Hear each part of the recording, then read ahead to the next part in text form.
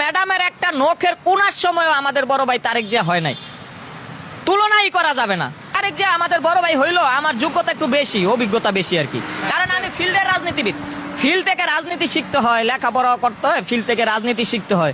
কারণ গণমানুষের নেতা হয় কারা, জনগণের নেতা কারা হয়, জনগণের কাছে যারা দৌড়াদৌড়ি করবে।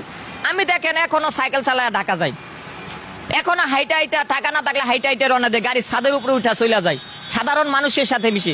আমাদের বড় ভাই তারেক জিয়া তো BNP senior vice chairman. Khaleda Zia ম্যাডামের সাথে তারেক জিয়ার তুলনা দিলে তো হইব না। খালেদা জিয়া ম্যাডামের একটা নখের কোনার সময় আমাদের বড় ভাই তারেক জিয়া হয় নাই, তুলনাই করা যাবে না।